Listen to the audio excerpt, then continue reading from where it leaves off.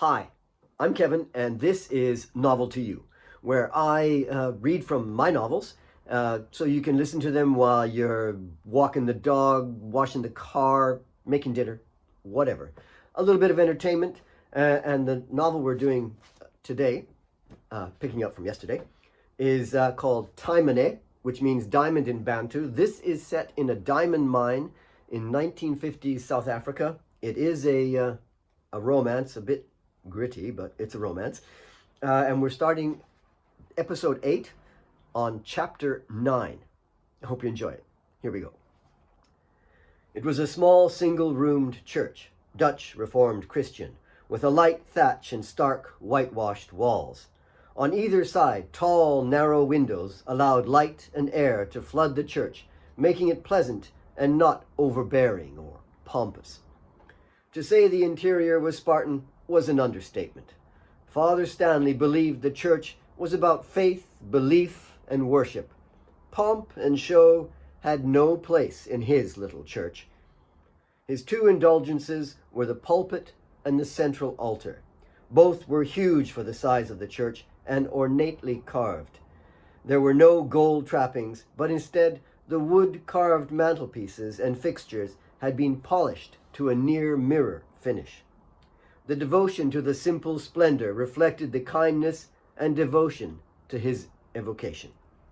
The pews, which numbered about 30, were a deep, rich chocolate color, and were filled with an even mix of ruddy-cheeked white Dutch Afrikaans and dark Zulu locals. All were equal in the church of Father Stanley. If someone felt otherwise, then Father Stanley was the first to invite them to worship elsewhere. They arrived late, as it took Big Mary some time to walk the distance to the church. Alex, for reasons unknown, insisted on her walking the distance with him, as if he needed some moral support. He was eager to race the older, bulky woman to the church, and at the same time frightened to arrive. Several times during the trip, she pointed out to him that he was behaving like a 5-year-old. Once, at the church, the two of them slipped up along the left side and squeezed into the 5th pew from the front. Everyone was standing, singing a hymn, so their lateness went unnoticed. Alex sat on the end of the pew with Mary one seat in. He couldn't see the shorter Kate, but he picked out the familiar bun of the bristling Claire. Kate stood along the aisle, 3 rows up, with her father beside her and Claire holding his other side.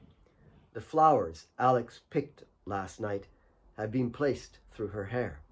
The French silk scarf he gave her tied back the ocean of chestnut hair.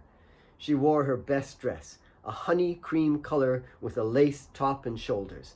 It had fine embroidered swirls down the front and hugged her shapely figure. The fitted bodice was tight and lifted her lace-covered bosom high. Though concealed with fine lace, it thundered a crimson blush. The opening hymn rang out, and on completion, Father Stanley waved the congregation to sit. As the bodies shifted and shuffled respectfully into their pews, Alex was able to see her for the first time. She sat facing forward, unaware of him. She had been disappointed not to see him before the service. Alex stood, watching. He was numb, displaced, mentally adrift. His brain had gone to pins and needles. Was he thinking? Did he have any thoughts? It was all sparkled suspense. He hadn't expected anything like this. She captivated his soul. Everyone sat, motionless, and Father Stanley, who knew this great love may take a moment to calm, waited politely. Everyone was aware of the large, transfixed bulk of the handsome Alex, riveted rod-like to the floor. His eyes were unable to move from the figure gazing forward. It was like seeing heaven before him. Kate sensed an odd feeling in the congregation. There were a few whispers. She turned and saw him. The massive, muscular man stood alone. He filled the church. He filled her heart. She gulped a huge breath, unable to take another. He could not move. He could not breathe. To see her face was thunder in his heart. She was Kate. He could not speak. His throat was ripped tight. Mary gave a violent yank on his arm. The buffoon, her son, was standing like an idiot, totally immobile. His heart had mesmerized his brain. Mary tugged his sleeve again. Kate stared at her man. She stood slowly facing him. She was unable to think. Her lips parted, but her breath had left her. Her lower lip trembled with a supposed fear, a love, a confusion. Father Stanley was trying to get him to sit, but Alex was starting to shake. Hours, minutes, seconds passed. Neither of them knew. What was time in the other's presence? Kate smiled. Alex's mind exploded.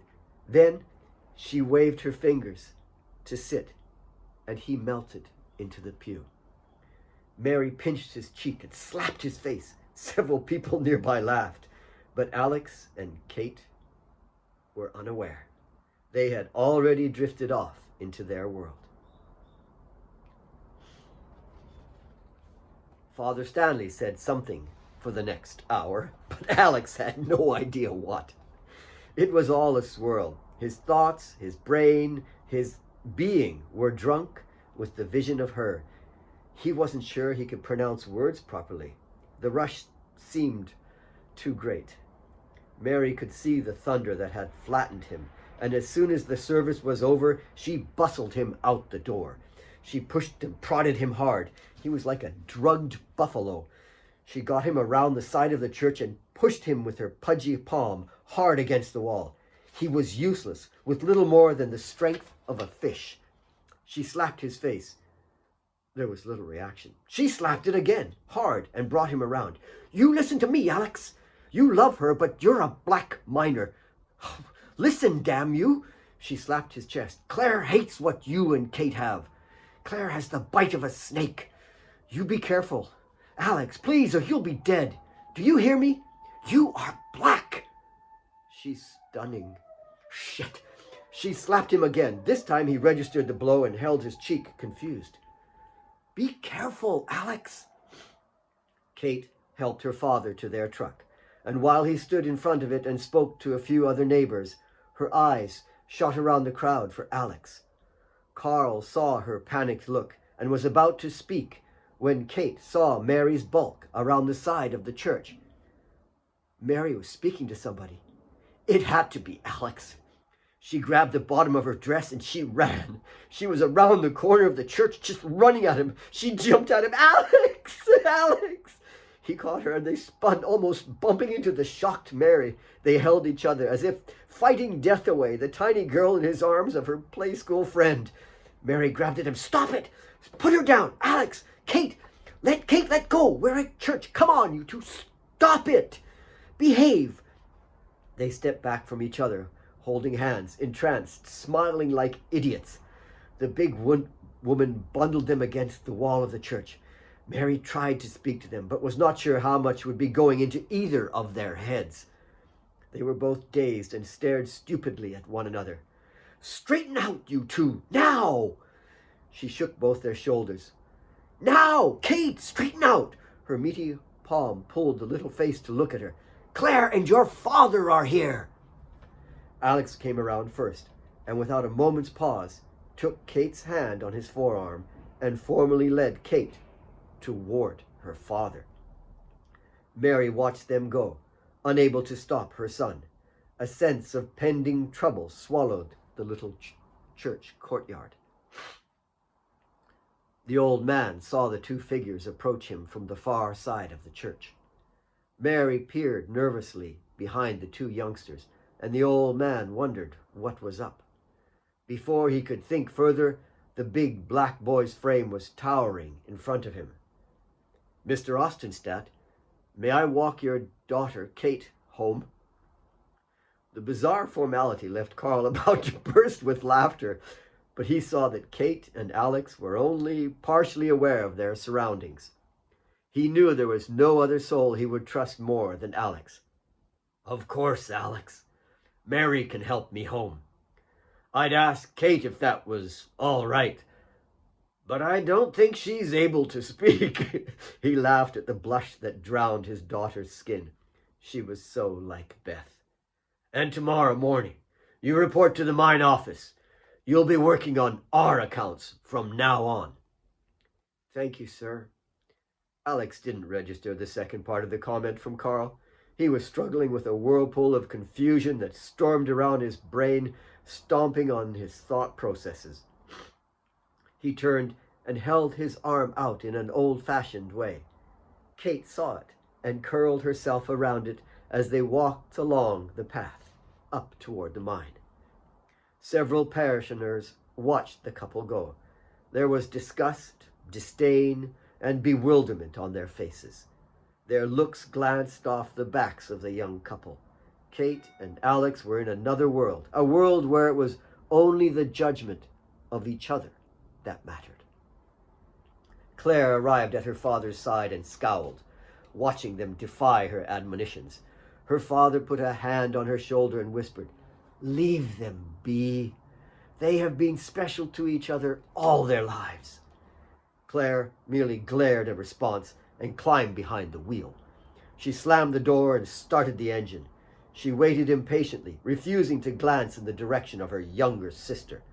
The old man and Mary raised their eyebrows discreetly at one another. Mary helped the old man into the car and closed the door. Claire pulled away in a cloud of dust, leaving Mary the 2-mile walk home. Jemina, her nephew's wife, was there, and she would help the big woman. Mary, Jemina, and several others made their way back toward the mine. Ahead they could see Kate and Alex bouncing like puppies, each trying to impress the other. Kate often curled tightly into his shoulder, and he gesticulated animatedly. The group watched the young couple without speaking. Everyone was both entertained by the innocence and fearful of where the situation might lead. Jemina pointed at Kate when she ran around in front of Alex, and then did something making him race after her. "They're hopeless, those two. Ever since I've known them, they have been lost to each other. They're like rubber bands. One pulls and the other follows." Mary sighed. "Rubber bands snap. It will be a long stretch for those two." "You think?" "Of course." Jemina was shocked at Mary's doubt. "You know better than anyone. Kate will push anything out of her way for him. Black and white. Yes, of course, even at church there were blacks and whites who don't approve, who sneer at them. But Kate, she doesn't care." Maybe she must. Mary couldn't take her eyes off the 2 puppies in front of her. Alex had grabbed her and was spinning Kate around, making her dizzy. "No, love is beyond that." "Jemina, you are young. He's a black miner. He's a mountain, in size and in mind, totally immovable." Mary glanced up at the clouds, hoping to find some guidance from Beth or Thomas. They're so much a part of one another. Jemina rested her head on Mary's enormous pillowy bicep. "They'll make it work. We'll all help." Mary patted the little woman's head. She was a sweet girl. Maybe not a realist, but she was sweet. Chapter 10. The 2 friends had been walking for hours in the hot sun and were now 3 miles downstream from the mine. The stream was like an old friend to them both. A large flat rock like an altar lay beside the stream. They stepped onto it and removed their shoes. The rock was hot on their feet, and they skipped about trying to protect the soles of their feet from the scorching surface. Finally, they both jumped in the stream and leaned back on the edge of the black slate disc. She had undone the button of her dress and folded the lace back. Her hair was undone and cascaded over her shoulders. The silk scarf was tied around her neck. He had rolled up his trousers and taken his tie off, folding it into his pocket. His shirt was partly undone, and she could see his firm, rippled chest. He put his jacket on the edge of the rock for her to sit on. Their feet rippled the water's surface. It was only ankle high, but gurgled merrily over the polished rocks. She looked at her slender pearl calves and his ebony sculpted muscles. They both moaned as the water cascaded gently between their toes, breaking the crystal stillness of the afternoon. All around them, a sea of sleeping grass pulsed in the lazy midday heat, so much slower than their hearts. The warmth of the sun's slumber, the coolness of the water drew a line in their expectations. She flicked a foot playfully out of the water and stretched her toes. "We've been walking a long time. My feet are tired. Yours?" "No, not really. I hadn't noticed the time. Did you want to go back? I mean, we could if you wanted. No, I don't want to go back." She smiled at him, puncturing his thoughts. Did he not know how much she wanted to be with him? An impasse was reached, and they didn't know how to proceed.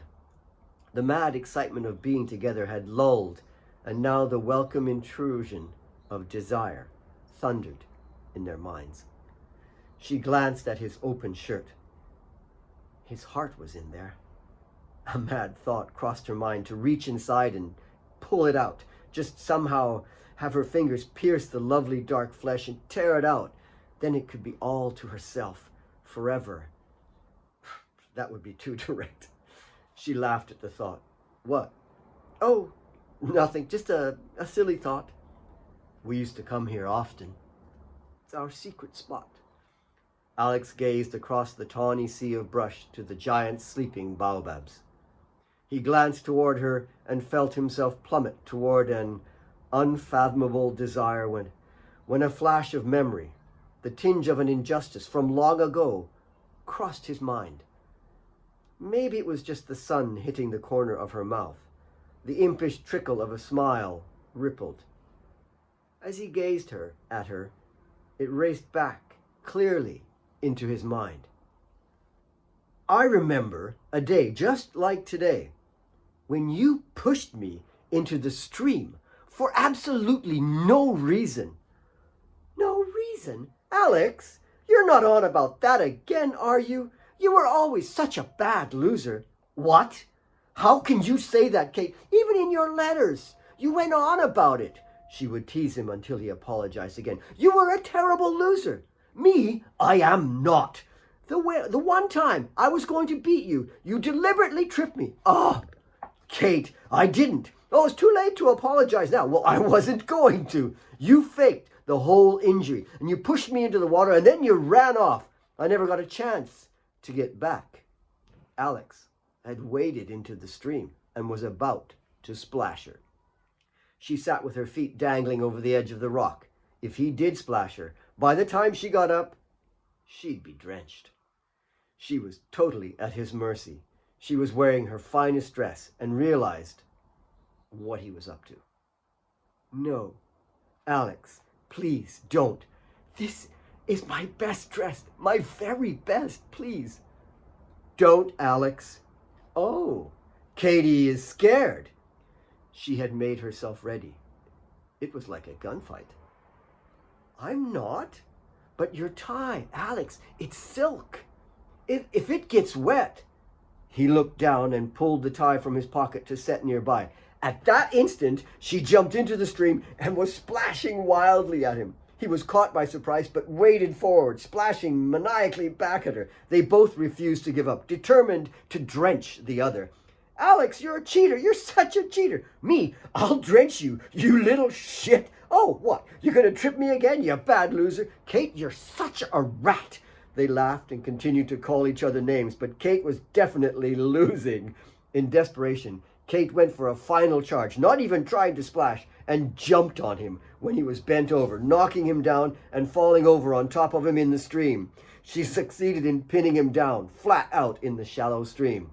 They both laughed at the water as it spluttered over them. Okay. You did trip, but I still would have won." "No chance," he countered. "Ah, men!" She got up, waved at him in dismissal. She waded out of the water to the rock. She laid his suit jacket out on the rock and crawled gingerly onto it. He took his shirt off and wrung it out in the stream. She stared at him and drank his body in. How she yearned to lose herself in his chest. He looked up and laughed. It was kind of like old times, wasn't it? It was kind of fun. Yeah, except now I can't go back like this. This is my best dress. Your mother is going to be so angry. Well, I mean, if you can't finish what you start... Oh, shut up, Alex. She sat up and twisted the long knot of chestnut hair, then shook it out. She tipped it forward over her face, then tossed it from side to side.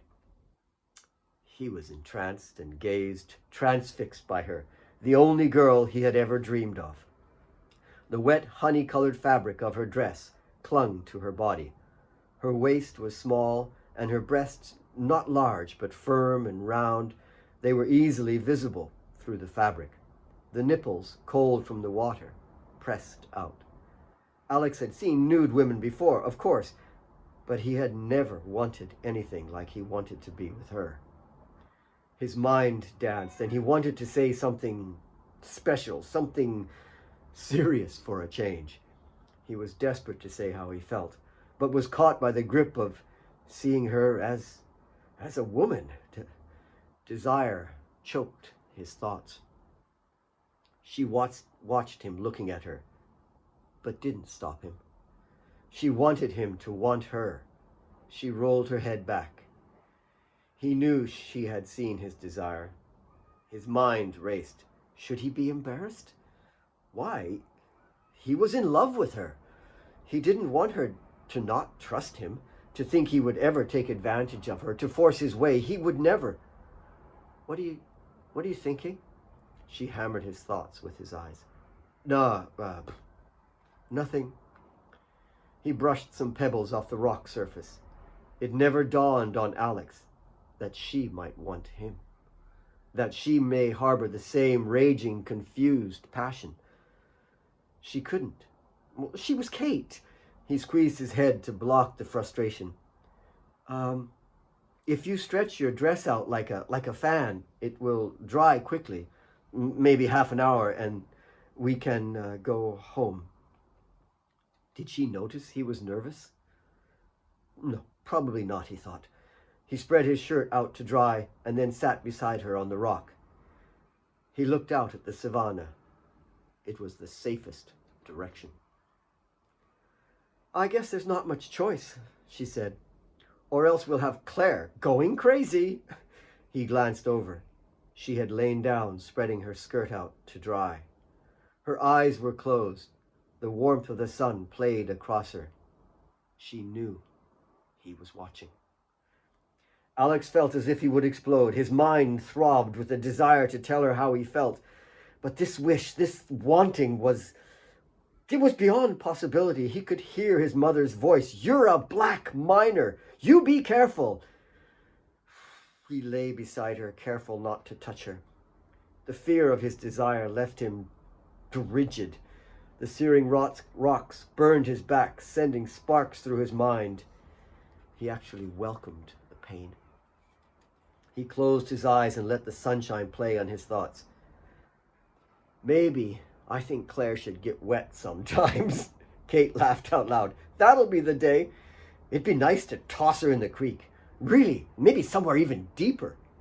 They lay in silence, washed in the sun's warmth, washed in each other's presence. She quietly turned her head toward him, admiring his muscled chest, his strong, arched cheekbones. He began to sing a soft childhood ballad. His soft voice, rumbling, flowed through the rock and into her. She closed her eyes and slid her palm across his chest. His voice tensed slightly and then relaxed. The song floated. Her hands slowly explored his pectorals and around his nipples. Then, slow down the deep cavity carved in the middle of his chest, over the rocks of his abdomen to his belt line. It was the only movement, one lonely hand. Her fingers quivered. Her mind was frozen in expectancy. It had been her dream for years. Her caress was not sexual. It was a discovery of who they had become, a statement of what she wanted. He rolled toward her, and she traced the back of her fingers across the hard, black cheek. Her eyes stayed closed. A smile pulled at her lips. His song faded, replaced by the ever-present, searing heat. Alex watched the rise and fall of her chest, transfixed. When she opened her eyes, she saw his desire.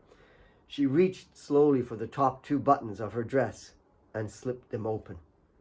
Her eyes closed again. She followed his muscular bicep down his forearm to his hand and enclosed it. She slid the hand between the lace across her breast and held it there. He gently squeezed the heart below the breast, and they paused. A quiver moaned through their lips. Slowly, he leaned forward, and she took his lips gently on hers. The kiss drifted away, up to a place they couldn't understand, couldn't want to understand. It was an envelope of want, an envelope of madness and desire. The melting dream was replaced by a rigidity as she felt his thoughts stiffen. His desire evaporated into uncertainty, and he slowly pulled his hand from her dress. "It'll work, Alex. We've always loved each other." "Kate, I'm just a black. You're a man who loves me still, the way you always did. I've loved and wanted to be yours all this time, Alex. We can." "Kate, I'm a black. Our places, those are other people's problems. Unless you don't." She paused. Perhaps she presumed too much of his love. "There's no unless. Kate, I love you, but How? Father Stanley, he can help us. And Mary, she's like my mother. And what about your father? And what about Claire? Father cares for you more than you know. And Claire, she should be thrown in the river." They both laughed, and she rolled on top of him, kissing his face all over. Kate let her body press down on his, hoping his body would someday drink the woman and the love in her. We'll stop there for today. Thanks for joining me. That's the end of chapter 10. We're reading Taemane. You can get it on Amazon or on my website. Details are in the link below. And thanks for joining me. I hope you enjoyed it. Bye for now.